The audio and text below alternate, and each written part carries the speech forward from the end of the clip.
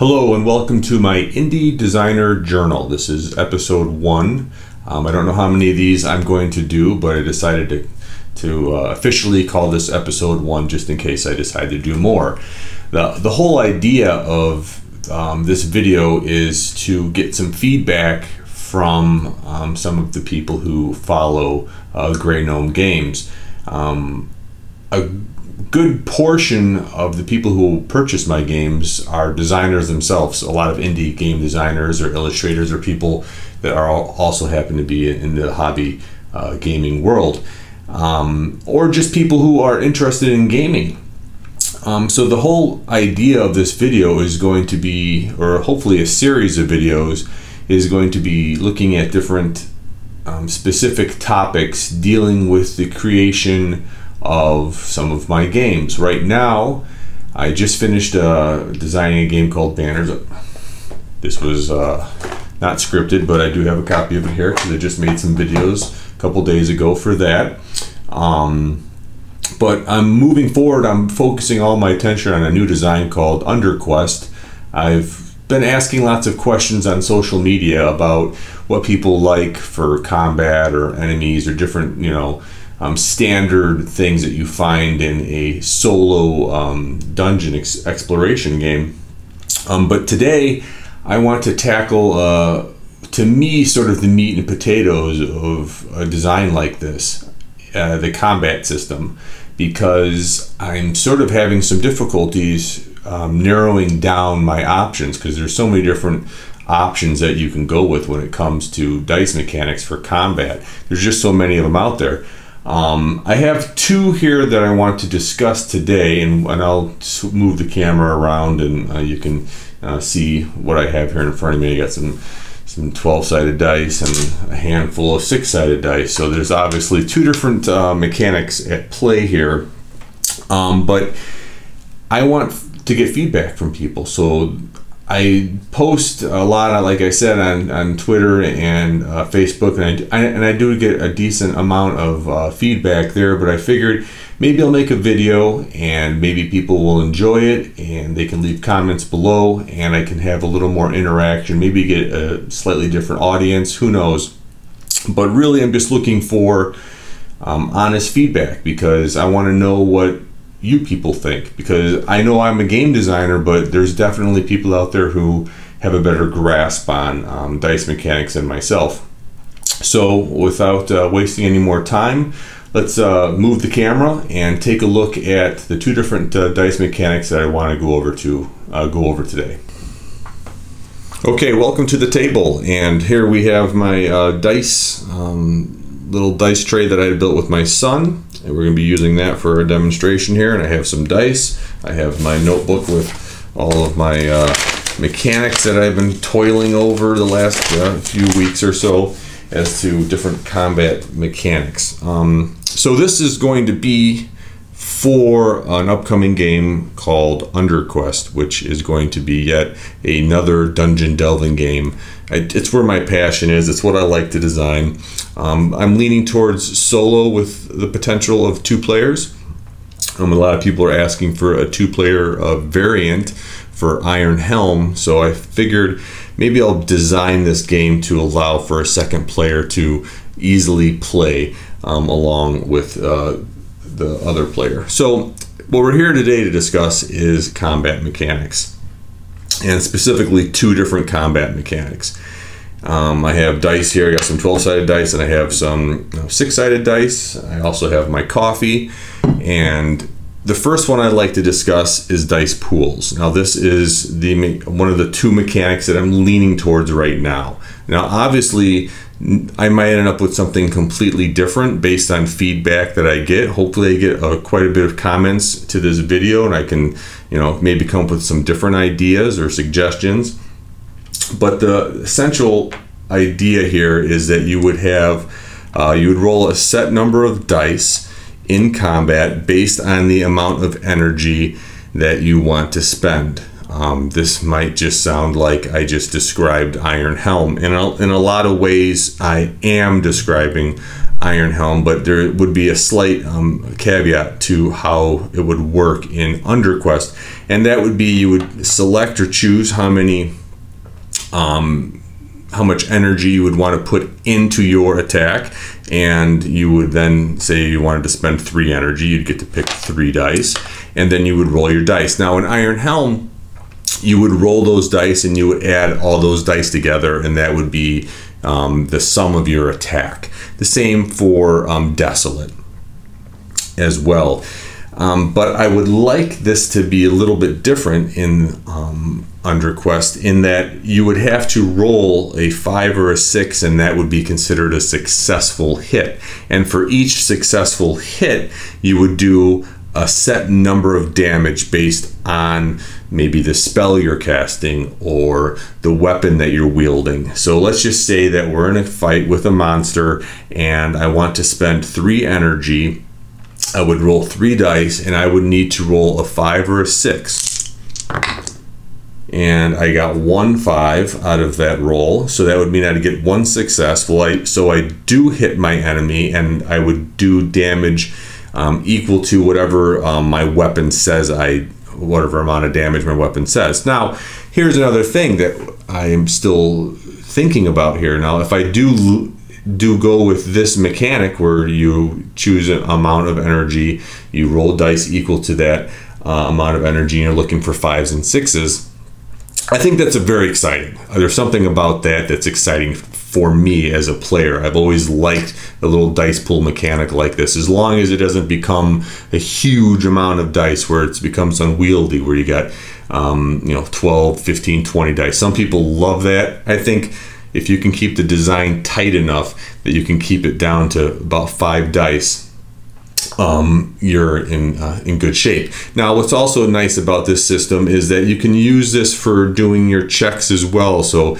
I want this version, I want UnderQuest to be more in line with games like D100 Dungeon or 4 Against Darkness, 2 games that I really, really enjoy. And just to be honest with you, this is very early stages, obviously. I don't even have a combat system worked out for the game.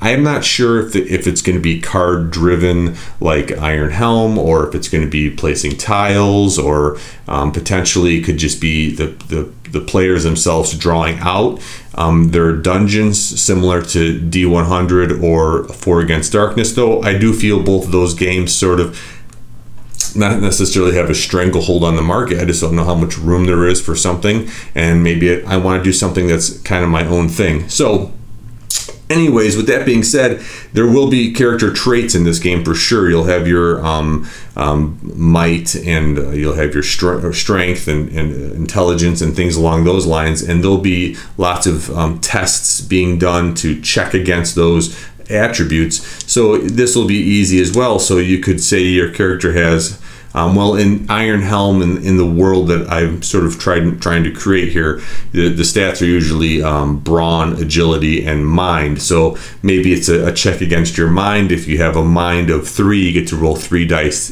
and if you roll 5 or 6, you're successful. So I think that's a very simple system, and I think it works well in combat, and also works well if I like there to be an equal amount of combat as there is to not necessarily role playing, but storytelling and decisions and things that have to do with your attributes being checked as well. So that's going to be a much larger aspect in this game, a lot more storytelling, more narrative driven. There's going to be more quests, things along that line. So I think this system works nice because it's universally can be applied to both the combat and to doing your checks versus your attributes. One last little thing I would like to say also that could be done with this is in the combat, instead of just saying success does the damage of whatever weapon you're using. So say you're using a broadsword, and a broadsword does 3 damage, and I rolled this, so I do 3 damage because I had 1 success. And if I happen to have rolled really well and got 3 successes, I would have done 9 damage. Now that I think is interesting, But what I think is would be even more interesting is if the broadsword did different amounts of damage based on how many successes you had, not just this flat amount that was multiplied by how many successes you had. But what if if you had one success with the broadsword, maybe it only did 2 damage, but if you had 2, it does 5, and if you got all 3, now it does 9. Now it's very similar to what we just discussed, but now there's this sort of more excitement when you're rolling the dice. If you get lots of successes, you do a much more devastating blow, and there could be some more description to the game. So there's a lot that can be done with this, and I'm open to suggestions. So if you like this idea for the combat system, please let me know below that you're in the camp for this system. The next system that we're going to discuss is something completely different that I actually came up with myself, and just because I came up with it myself doesn't mean that I'm leaning towards it. It just means that I think I came up with something that I've never seen before, and I'd like to see what your thoughts are on it. Now, I don't know if it's as exciting or as fun as this system. I would also want there to be different hit locations in combat, so there'd have to be an additional roll probably done with this system to figure out where you hit the enemy, because that's going to come into play in this game for sure. Hit location and where the enemy hits you is going to come into play. But what could be interesting, one more little quick thing about this dice pool system is when the enemy attacks you on their card, it could say they roll X amount of dice, and based on their number of their successes, they could also do different types of attacks. So say you're fighting some sort of like skeletal mage or whatever it might be. If they roll 1 success during combat, maybe they just hit you with their staff or something. If they roll 2, they shoot a fireball, or 3, they do something, a lightning storm or whatever it might be, and that could add a lot of theme to the game, so you don't know exactly what type of attack they're doing. So there's a lot that could be done with this one, and I think I've talked enough about it, and I really want your thoughts on using this system, and please leave those comments below, and let's move on to the next one. Okay, I'm back. So now we're going to move on to this dice mechanic that I think I came up with. Maybe I saw it somewhere and it just came to me in a dream, or I don't know where it came from, but I'm pretty sure I've never seen this before. Some of this I've seen before, but not this particular mechanic. So it involves using, let me get these other dice out of the way here, 2 12-sided dice, 2 different color dice. One represents the enemy, one would represent the player for a portion of this combat. It also could be used just like the dice pool system for checking against your brawn or your agility or your mind for whatever you might be doing in the narrative sense during the game. But when it comes to combat, because for me, I have to come to combat first. That's how I work when I'm designing a game, especially a game like this. It's a dungeon delving game. It's got combat has to be figured out first. Once you have the combat figured out, then I can start worrying about characters and enemies and monsters and items and all the things that you build around that. But that concept, this is super essential. So how does this work? No more rambling here, Jason.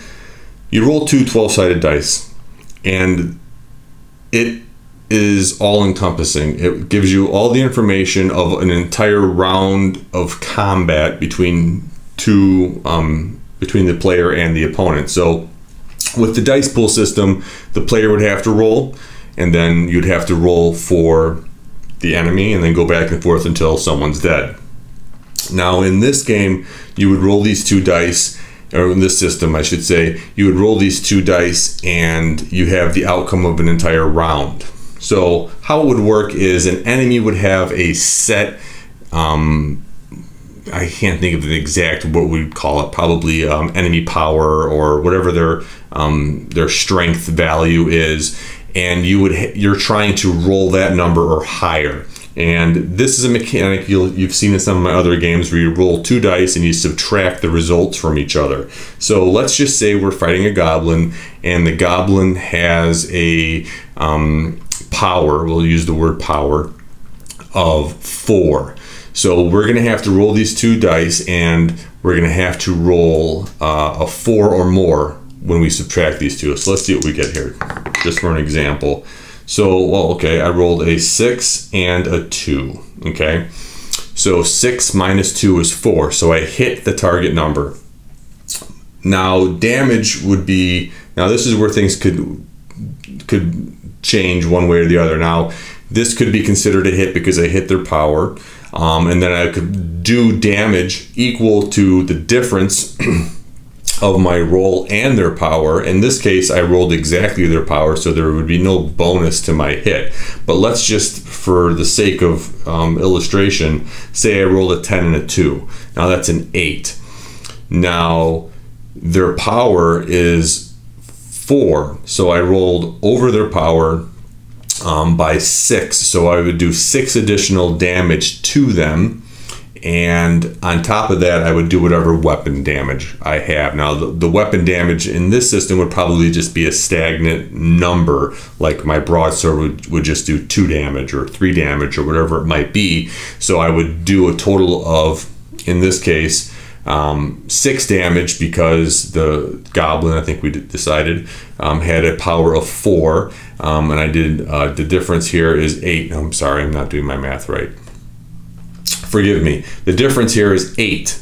The goblin's power is 4. So the difference between the 8 and the 4 is 4, which means I did a really good hit on this particular goblin. So I did 4 damage plus whatever damage my weapon did. Now, this roll will also tell us hit location because these 2 dice each represent each character. So the goblin would be probably the red dice, and the hero would probably be the blue, but that could change, who knows. But let's just say that's the case. This orange dice here is the goblin. So I hit him, I did X amount of damage. This tells me the location that I hit him at. Now, had I rolled, say, a 1 and a 2, doesn't matter which dice, you still subtract whatever you come up with is your total. So in this case, I would have rolled a 1, and 2 minus 1 is 1, which means I rolled under the enemy's power, which means the enemy hits me. So that's where this only requires 1 dice roll. So obviously the higher the enemy's power, the more difficult it is to hit them and easier it is for them to hit us. So a goblin, I would think, would have a lower power level, but rolling, I did all these numbers here to try to figure out the ratios of rolls, not ratios, but how often you're going to roll certain numbers. And rolling low numbers is much more common than rolling high numbers. It's pretty obvious if you think about it. The chances of rolling a 12 and a 1 only happens 2 times, but the chances of rolling dice that are closer together in value is much higher. So rolling a 1 is actually fairly common. So in this scenario, the goblin with the power of 4, and we rolled a result of 1, because 2 minus 1 is 1, the goblin would actually hit us for 3 plus whatever weapon they might be carrying. So that's how the damage would work. So that you get a good, hopefully that you get an understand what I'm getting at with that. But then, and in this scenario now, we would refer to the blue dice to see the hit location. So what's nice about this system, the whole point that I'm excited about, the whole reason I'm very excited about it, is it's 1 roll and you have all your results in 1 roll for an entire round of combat. You know who hit who, for how much extra damage they did because of how well they rolled. You can figure out hit location based on the dice. So like 1s could be hit the person in the head, or 12 could be the head, and 1 could be the feet. Or I could figure. I already actually have it kind of figured out over here, and I did quite a bit of play testing with it. So that's nice. And then the last thing that you can do with this dice results is add them together. So adding them together will tell you how the enemy reacts. So and I have a whole bunch of different reactions, but one of them could be like you add these together, and each monster would have a chart. So it would tell you of a goblin, if you successfully hit the goblin and your result is 3, the goblin reacts this way. If the goblin hits you and the result is 3, then the goblin reacts a different way. So it allows for a really cool, unique way of handling how the enemy reacts. Now, these different things that how the enemy reacts could be it tries to flee. It could also get enraged, or it could become overconfident, or there's lots of different things that the enemy could do based on this dice roll. And I sort of did quite a bit of math on it to figure out what numbers would make the most sense for them to actually take certain actions. It's not super crystal clear, but you can kind of have some control. But in a lot of games, they have enemies' reaction is a random, just roll a dice, and it doesn't, how the combat actually, what just happened in that round doesn't really even come into play. This system kind of allows for a little bit of that to come into play. So if you really, wailed on the enemy, then potentially it's going to try to flee, or maybe it becomes enraged. Depends on the enemy, and you could really change that per different enemy to make every enemy have really unique kind of feel to them. Certain enemies might just always try to flee, or some enemies never flee and they just get more and more angry, or they become overconfident, get sloppy with their attacks. There's so many different things you can do, and that's what I find unique about this system, is that I can just roll these dice. I can, that would be 0. That would be a 0 hit. And that would be bad actually for me, because that would mean the enemy totally hit me pretty hard. But I could roll this dice like this, roll these 2 dice, and I get a 11 and a 9, which is the difference is 2, which means the goblin hits me. The goblin hits me for 2 damage plus its weapon, because what we discussed before. So you get your damage right away. You can see where it hit me. Okay, it hit me in the location 9, and then I can add these together quickly. 20, and I can look at the chart and say, okay, this is how this enemy reacts with a 20 after he hit me.